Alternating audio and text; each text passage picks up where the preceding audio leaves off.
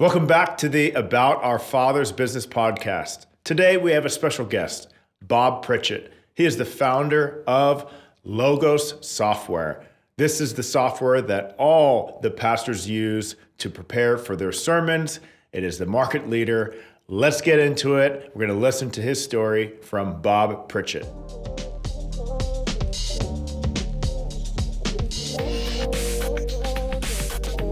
Thank you so much, Bob, for coming on the show. We're going to get straight into it. Would you mind sharing, how did you come to your faith in Christ? Well, I had the blessing of growing up in a Christian home with parents who were involved in ministry. And so I grew up in the church. I went to Christian schools and came to faith, at the age of 5. And then, of course, matured in my understanding of that over the years. I just consider that a great blessing to kind of grow up in the church. Were you raised in any certain denomination, or? We started in a Baptist church, and then midway through my youth, Grace Brethren, which is a smaller denomination, but not that different. What is do you know of any difference between those two denominations? I think it was a little more difference in practice. The Grace Brethren did things like have communion around an actual dinner, and incorporated a foot washing service and some interesting things like that, different form of baptism and so on. Have you kept that denomination up until now? No, we go to a non-denominational evangelical church now. Excellent. Well, thanks for sharing that. Let's get into what I'm very interested about is, what is the story behind you finding the Logos Bible software? So, going to Christian schools, I had to do Bible school homework all the time. So I had Bible class 6 days a week, if you count Sunday school, and lots of Bible homework and using Strong's Concordance to look things up in the Bible, which I found very tedious, that big paper book with an index of every word in the Bible. So I was a bit of a computer geek as a kid, and my dad brought home one of the first pieces of Bible software for computer when I was very young, and I was very intrigued with that idea. So a few years later, I found the files for the King James Bible on the computer bulletin boards in the days before the internet and the web, and I wrote my own Bible search program that searched those files. And then that just kind of grew into Logos Bible software. A few years later, I was at Microsoft and looking for a hobby project with a friend, and I had this Microsoft MS-DOS-based Bible software program I'd written in high school. And I said to my friend, we should make a Windows version of this, which we did, and it turned into a useful product. Wow. So was your father in the industry? Is that what you said? He worked at the computer industry. When I was in my teen years, he was actually a computer distributor. So I had access to a lot of computer hardware as a kid. Wow. So then at what age did you start having that interest in writing code? I started at 8. I got my first computer very early, and I just kind of took to coding right away. And I'd say by 8th grade, I was coding pretty seriously in kind of the professional coding languages, not just the basic that kids used for games and things like that. So then this is back in the MS-DOS days with the floppy disks and all that. Yeah, the late 80s. And you created this, or you wanted to, it sounds like you wanted to speed up the process of being able to search for a reference in the Bible. Yes, I'm kind of characterized by impatience, and one of the ways that comes out is not wanting to, look things up in indexes. Like, the computer should be able to do that. So I always felt that Logos Bible software was about accelerating what you do, right? Looking up words and verses faster, letting you get to the reading instead of spending all your time flipping through the indexes. So at that time, they didn't have anything like that. I mean, you got to remember at that time, computers could barely hold a book in memory, right? When we first distributed Logos Bible software, I think it came on 5 floppy disks. That's what it took to install it to your hard drive, right? And of course now, my Apple Watch has, enough memory to store Wikipedia or something. But we were so early to, electronic books that it was hard to fit them into the computer. So about what age were you that you started writing the first kind of draft of all this? Well, I wrote the first Bible software when I was 15 in high school to, like I said, to help do my homework. And then I started distributing that for free over computer bulletin boards back in the days when you used modems to call from computer to computer. And then I was 19 when we started working on Logos Bible software. So went through high school, was doing all this and doing high school. So then at what point did you think, I want to turn this into maybe something bigger, maybe turn this into a business? Well, I was 19. I was interning at Microsoft, and that internship turned into a full-time job. And I had been a coder, and I'd moved into what they call program management. So I moved from writing the code to writing the specifications. And I enjoyed that, but I wanted to keep my coding skills up. So we wrote the Bible software basically to keep my coding skills up with my friend. And we both had an interest in starting a business someday. And basically, as we got this hobby project going, I thought maybe I'd spend 5 years at Microsoft and then try to do my own software business or something. But as we got that hobby project going, we realized it was viable. We showed to people who wanted to buy a copy. We realized we would need to get licenses to, copyrighted texts and Bible content. And so we raised a little money from family and friends. And about 9 months after we started working on it, we quit our jobs at Microsoft and went full time on it. What a move, especially looking back now. If you're with Microsoft at an earlier year, you'd probably be doing pretty good now as well. So that was I left behind a bunch of unvested stock options, so you can that could be a good or a bad call there. But try not to look backwards too much. It was a lot of fun building Logos Bible software, and it worked out well. And I ran it for 30 years. Wow! So 19 years old, get some money together with a friend. When was that next big milestone for you guys? It took off right away. My dad actually joined the company as the third partner. By the time we incorporated and went full time, and my friend and I were both coders, and my dad was an experienced sales guy, and that turned out to be a great partnership, right? Young coders are great at staying up all night and writing applications fast, but that is not the same as selling an application and making money. And my dad's experience as a salesperson was just invaluable to us because he knew how to build distribution channels through Christian bookstores and retail, and he just helped us take that product to market. He'd been an entrepreneur himself, and so one of the great things about working with him, and I worked with my dad for over 25 years, in side-by-side offices, is he did not want to run the whole business again. He'd already done that in other businesses, and he wanted to run sales and marketing. And so even though I was 20, he let me be CEO, and his partner my other partner was a programmer. And, the three of us made decisions together for years until my other partner left. And my dad just ran the sales and marketing operation and let us take the code and the business forward. Wow. So I always had his wisdom and his experience available, but I also had the freedom to kind of go build the business I wanted to with, a really strong sales lead. So in the early years, he was probably going out to churches and Christian bookstores and pitching this. Yeah, in the early days, it was mostly Christian bookstore distribution. And then over time, it moved more and more to the internet and live demos. And even now, Logos Bible software, I mean, if someone in your audience goes to a church conference or a pastor's conference or a Sunday school workers conference, they have probably seen Logos demoed multiple times. That's a big part of how we get the word out, is to show up at Christian conferences and demonstrate Bible study techniques using Logos. I have to ask you, were there any challenges or obstacles with working with your father, especially when you're the boss of him? It was really a joy. And eventually my mother ran the shipping department. My brother came in and helped run marketing. And we're from the East Coast, and we certainly knew how to yell at each other, but in what I think of as constructive yelling, right? we yelled until we found the answer and was obviously right, and then we went to lunch together. And so we got along really well. We certainly had disagreements over the years, but it was, it fit our family dynamic really well. My dad had worked with his dad, both for him and then together. And then my grandfather had actually been the vice president in one of my dad's startups. And so I think we just had a experience of working together as family that was productive. So you said your brother came to work for you. Was it older or younger? My younger brother, about 14 months younger. Oh, wow. And that worked out well too.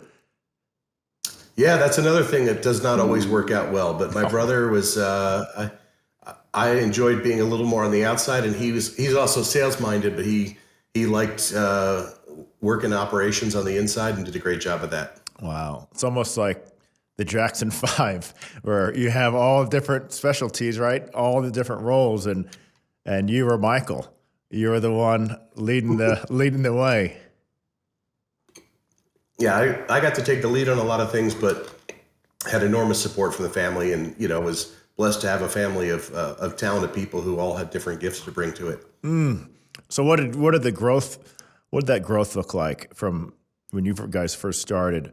I would say, when was that next big one? It was very fast the first few years. We had a little bit of a slowdown in the late 90s, and we kind of recovered that. We were always kind of product-led growth, just re-innovating the product. We actually rewrote the platform 3 times, which is unusual. People don't often rewrite their core product. Even Microsoft Word, which is older than Logos Bible Software, is largely the same code base, just continually updated and improved. But we went back and rewrote it a few times, and that really, helped us apply the lessons we learned and build something that could last a long time. 30 years is a long time for software. And yet it's still at the top of its game and a very modern product. Why'd you guys rewrite it 3 times? Fix mistakes and just, take the lessons we learned from the first versions. We started with a couple versions of the Bible, and then we wanted to add reference works, and then eventually it turned into a large digital library.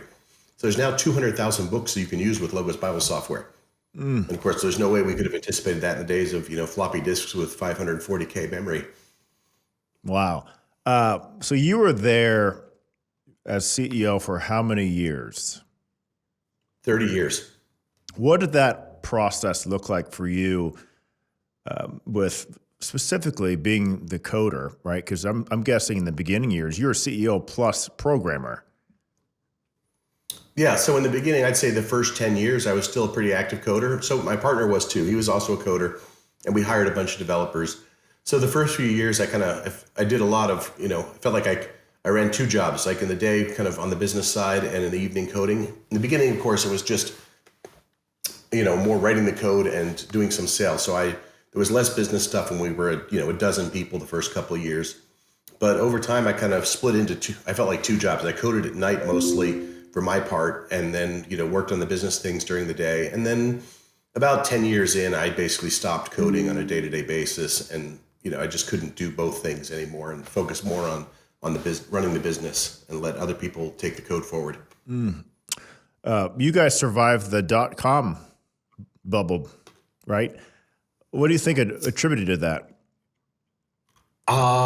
It was a difficult period for us, but we were just focused on serving the customers we had.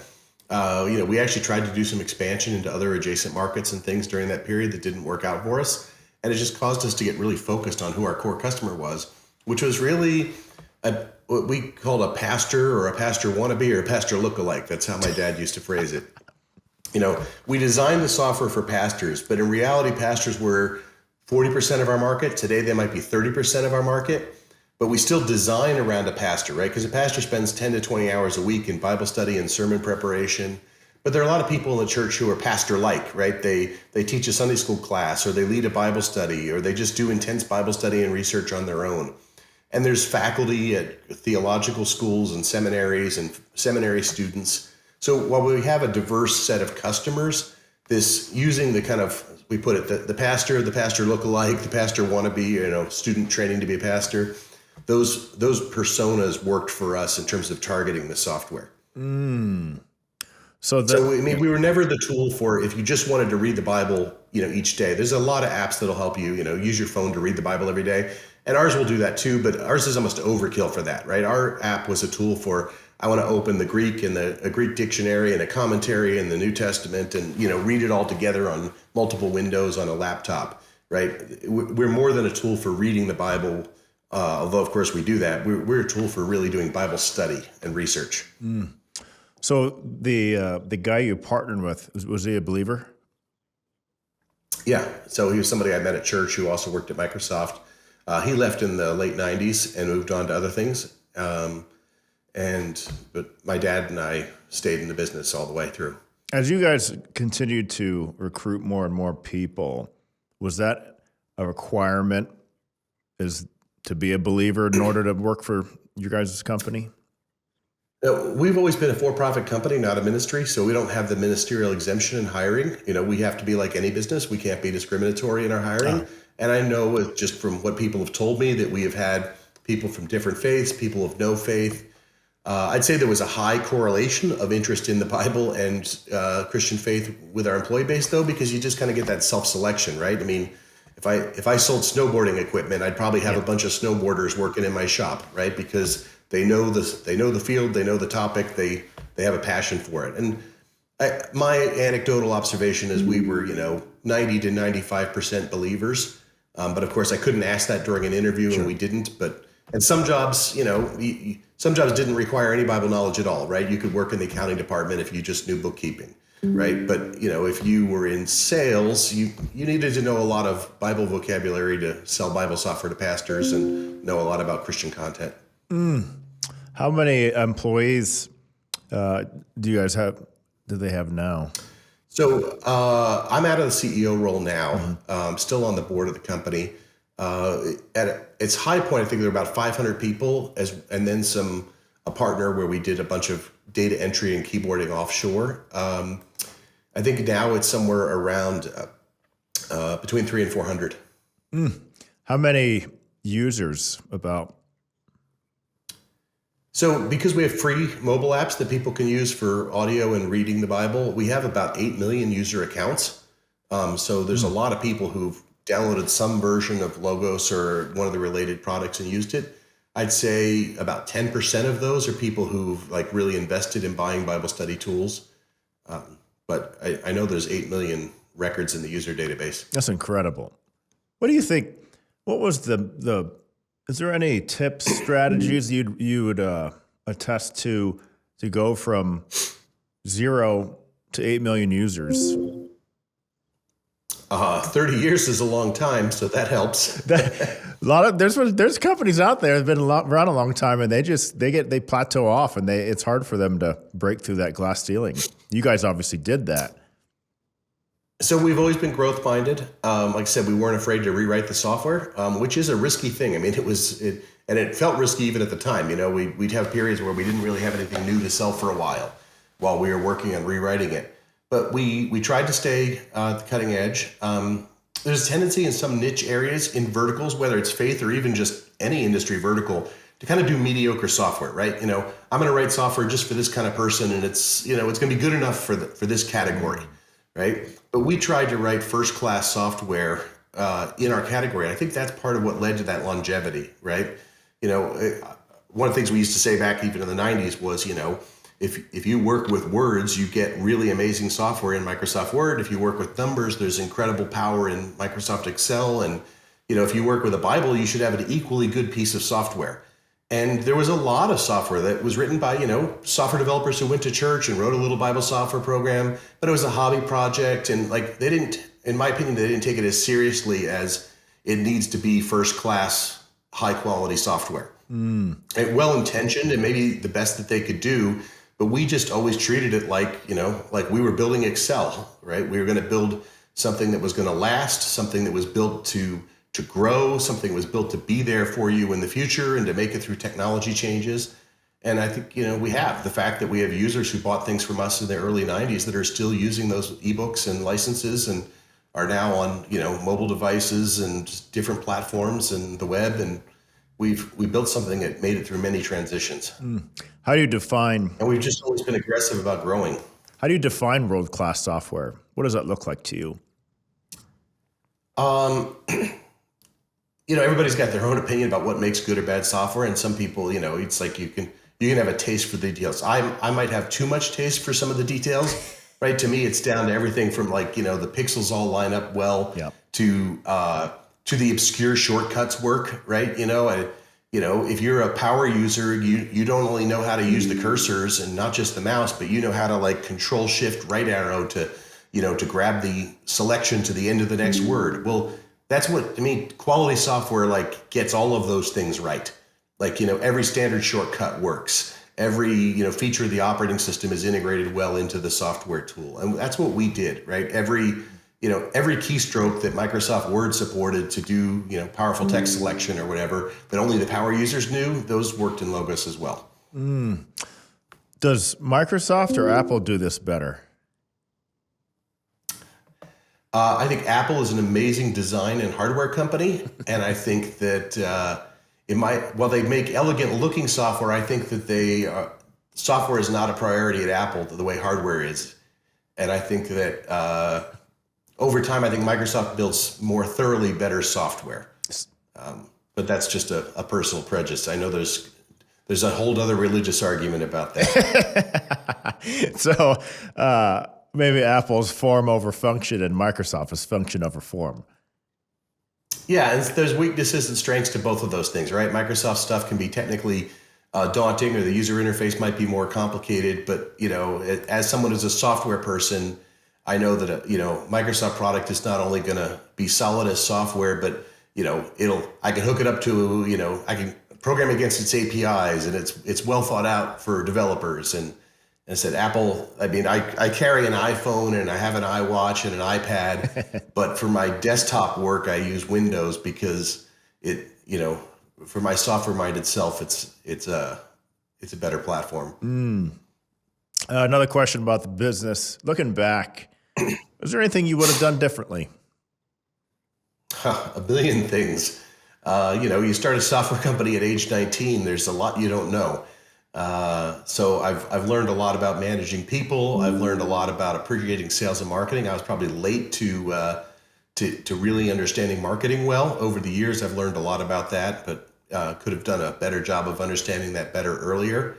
I had a lot of arguments with my dad in the early days where he was right and I was wrong, but I managed to win the argument and shouldn't have. So I think that putting more of an emphasis on marketing earlier on would have been important. And I have a much bigger appreciation for design. I think not only was I late to that, but also it's become more important, right? Because of Apple and our expectations for consumer technology, right? When we started, if you used a computer, you carried a Phillips screwdriver in your shirt pocket, right? Because you were opening up the case to flip dip switches and move jumpers around. Like, computers were for geeks. And now the computer is a tool that everyone uses, and it's changed the the interface and the need for great design. So what do you dive a little deeper when you said get into marketing earlier? Like, what would have been an example? What does that look like? I think just better messaging, more consistent messaging, getting better at selling the benefit instead of the features of the product. Just the kind of classic stuff that's well understood by people who study marketing, but I hadn't really studied marketing, right? I'd studied other parts of business and the technical side of things. And you also would have maybe paid attention more to the UI, the user interface, kind of the way it looked. Yeah, I mean, I think our aesthetics weren't bad, but we could have invested more in that earlier for good return. That's that marketing side, which is all about feel. How does that make the customer feel as well as what it can do for them? Yeah. So Logos is not only for pastors, right? You said it's also for the wannabe pastor, and who else? The pastor lookalike, the person who teaches the Sunday school class, or the faculty member who teaches seminary students, or any of those things. It's really for people who want to do serious Bible study, right? I mean, I don't want to say that, it's not like all Bible study isn't important, but it's like, if you just want to read sequentially through the Bible every day, you don't need a very powerful tool for that, right? You could, you can use a paper Bible and just, leave a bookmark in it, right? Our tool is where you want to, double click on a word and find out what Greek word is underneath it and look up that Greek word in a dictionary, or scroll a commentary and the Bible passage in parallel, that kind of thing. Yes. Would you say Logos is the market leader in this realm? I think it's pretty safe to say that now. When we started, there were quite a few competitors, and now there are some strong mobile apps, right? I'd say the Bible app from YouVersion is maybe the leading kind of mobile Bible app. But in terms of being a Bible study tool, there's Logos and not many others. Yeah. I've come across I think it's Olive Tree. That's another app where kind of does the same thing, but Logos is, Sure, and they're very mobile centric though. as opposed to desktop. Right. And I think, we're a tool people use to write their sermon, right? And some people are doing that on mobile devices, but generally that's where you sit down with a keyboard and write your outline or even the full text of your sermon. So you wrote software for the ultimate book in life. I mean, the manual to life. This is God's breathed word. You have to be like an expert at the Bible now. Do you feel like you got a pretty good grasp on the Bible at this point? Well, I've been around it a lot, and I've read a lot about it. But I didn't go to seminary. My dad did actually, which was helpful. And we employed many people. Over the years, we had people with PhDs in Hebrew and Greek, and many people with MDivs. And so, as an organization, we had a lot of Bible knowledge and in-house scholarship. For me, I've always still been a lay student, but I've certainly read in some more obscure sources and more in depth than a lot of people do, just because I had access to such an incredible library of content. And of course, just amazing conversations with people who work with us or the professors who would come in to teach classes for our video curriculum and things like that. What's your preferred translation? I think there's merits to reading multiple ones. If you don't read the Greek and Hebrew, better than picking one translation is to read in more than one, because it prevents you from getting hung up on one particular, turn of phrase in English that you can get led astray by. And if you read the same passage in two translations, I like the ESV. The NIV, of course, is very popular and used. I did grow up with the language of the King James, and I like some of the formality of that, but I think it is definitely out of date and shouldn't be read without another translation to kind of, help you see it from another angle. We actually produced a translation called the Lexham English Bible that I like a lot, because it's an intentionally more literal, almost wooden translation in some ways. And I like to think of the Lexham English Bible as the perfect second translation, right? Like read the ESV with the Lexham English Bible. The Lexham is not going to be as friendly readable in English. I mean, it's not hard to read, but it's just slightly more awkward, but it's slightly more awkward in a way that kind of reveals more of what's underneath. So similar to like an NASB. Yes. Yeah. So the LEB would be more in the NASB tradition. Have you heard of the Legacy one that came out a couple of years ago from Masters? I'm not as familiar with that one. They kind of went down that same road with being as literal as possible, word for word, and they even used Yahweh in the Old Testament when it says Lord, which is interesting. Yeah. So what's keeping you busy these days? So I left Logos day to day. I'm still on the board, but I'm out of it day to day. At 30 years, I stepped down from the CEO role. We put in a new CEO. We brought in some other investors and kind of let our original investors find an exit after a very long wait. And right now I'm working in legal tech. And it seems like a completely different thing. I'm building tools for attorneys to draft contracts. It's essentially a specialized word processor for writing and reviewing contracts. But what's been interesting about that is how much similarity there is to Bible study, right? I joke with people that, in the law, there's commentary on sacred texts and deep research and argumentation about meaning, right? And that's a lot like Bible study, right? There's a core text, and then there's a lot of arguing about what it exactly means. And that's so it turns out that the law and Bible study are both full of cross-referencing and commentary of one text commenting on another text and things like that. And we had written a custom sermon editor in Logos Bible Software, which was essentially a word processor for writing sermons that sped up the process by knowing exactly what you were trying to do.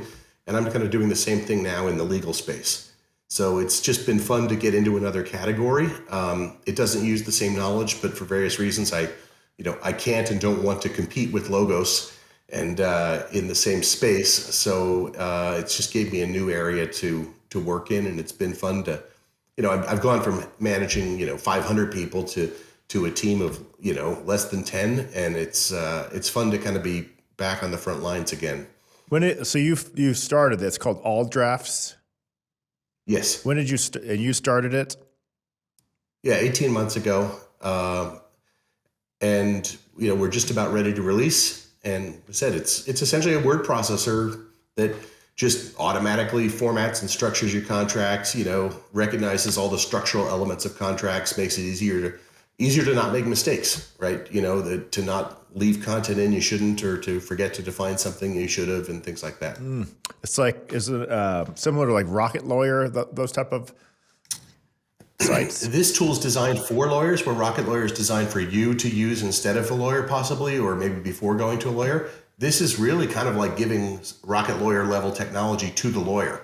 So instead of you going to some, there's a lot of services where you can go get a template. You could download a lease or an employment contract or something from the internet. The problem is every state and every jurisdiction has slightly different rules, and you're not getting customized legal advice. So there is some merit to going to an attorney who knows your area or your space, but that's expensive because they tend to, work from scratch. And so I'm building a tool that makes it easier for the attorney to take their own documents and reuse them. So the attorney can kind of build their own in-house Rocket Lawyer, right? They can take a document they've done before, turn it into a template, but then they still have a full word processor around that template, so they can more easily customize it, right?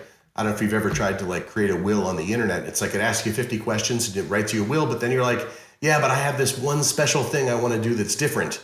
And there's no one to talk to about that, right? Or that extra paragraph you need.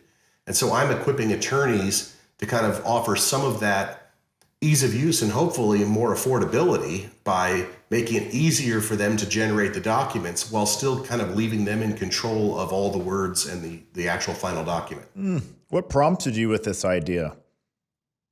Running a business for 30 years, you have plenty of experience with contracts and attorneys. And, we licensed 200,000 books. I signed a lot of contracts over the years. And I just could not believe that attorneys were still emailing me Word documents with, underscore revision 13 red line, and I'm like, and I have to save it to Word if I want to put comments in it and email it back to them. And I'm like, and you're paying these people hundreds of dollars an hour, right? And then you find out that they spend all this time, trying to, the contracts have unusual structure and numbering systems, and they're always, copying and pasting things between documents, and then they break their style sheets, and then they spend time getting the formatting and the tabs right to hang the numbers off the side. And you're like, I do not want to be paying you $300, $500 an hour to be futzing around with Microsoft Word style sheets. So in some ways, I'm kind of like building legal tech because as a client, I was angry at the waste. Right? I didn't like paying for attorneys to have bad technology, right? I like, why aren't you just sharing a collaborative document with me over the internet, and we can type in the same thing and I can put comments on it and you can answer my questions in line, and then I can e-sign it, You may have e-signed for a real estate deal or something like that, or use DocuSign, but even that, it's like they have to print it to PDF and then load it up in DocuSign and drag little rectangles where the signature blocks go. I'm like, this should all be integrated and automated. And I don't want to pay you hundreds of dollars an hour to use bad technology. So the only solution was to write my own solution. And that's really my goal. Kind of my secret plan is I want to make, we all need legal documents, but they're ridiculously expensive. So most of us don't have the legal documents we ought to have, right? A lot of us don't have any interaction with an attorney, but we probably, if we're married and have children or any assets, we should have a will. We should have a living health directive. We should have, there's a number of documents that everybody should have. Mm-hmm. But, if you're in your 30s and have a kid or two, you don't have $1,500 to have an attorney write a custom will for you. You need something more affordable, but you also still ought to have access to an attorney. You shouldn't just use a generic form on the internet. So I'm trying to build tools where attorneys can reduce the cost of giving people the core documents that they need. So they will write the contract, but then you provide the software or the outlet so that they can just send it to their client and they just fill out whatever they need to fill out. And it requires less time for the attorney, thus not having the client have to pay all those hours, where they just complete it and then they're done, and it's a win-win for both of them.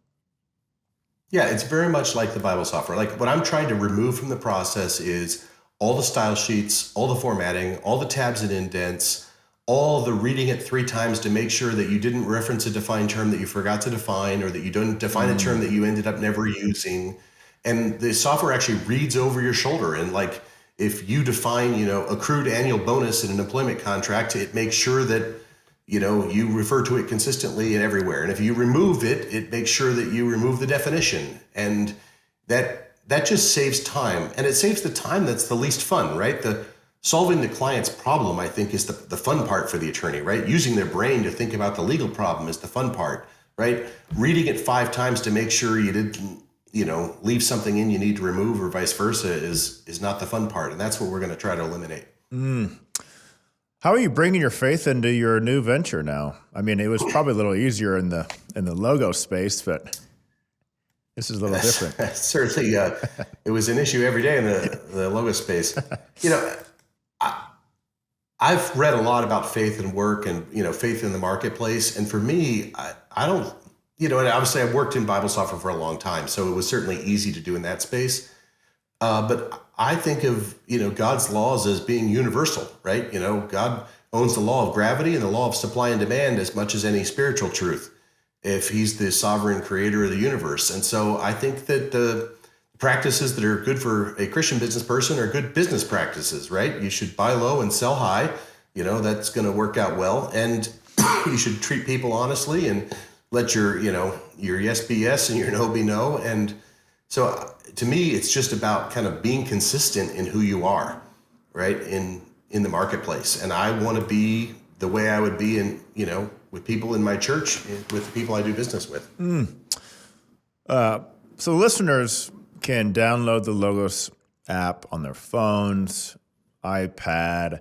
They can pull it up on the browser. I see that Logos now has a desktop app, even for the Mac users. Is that right? Yeah, it's on every platform. It's on the web, Android, iOS, Mac, Windows, and there's tons of free content. So it's very easy to use, free. And then, of course, you can always upgrade if you want a larger library or to go deeper into the content. Yeah, the great thing is, and I always highly encourage people to go beyond just the topical reading of the scripture. I mean, if you believe this is the manual for life, you'd think you'd want to study this thing, because this is giving you the manual, which means, right, for me, that's been very powerful is putting the practice of using respected commentaries and kind of giving the history, giving the context of verses. And if you have an app that you can have scripture and translation of your choice, and then also have a commentary that links up, locks up, so you scroll down on the scripture and the commentary goes with it, I think that is so powerful, and it's so enhancing to your study, as well as being able to just touch the word and it'll pop up the Greek translation. That is incredible, as well as Hebrew. Yeah. When does All Drafts come out? When does that launch? It's up now, and we're continuing to, refine it based on feedback, but it's at alldrafts.com. And actually, if somebody's into law or plays with contracts, you could just go right there and try it free right on the website. Excellent. All right, sir, thank you so much for coming on the show. We greatly appreciate your time. I know our listeners have some homework to do now on getting that logo software on their phone or whatever, but thank you so much for coming on the show. Thank you. It was fun talking to you. Thank you, sir.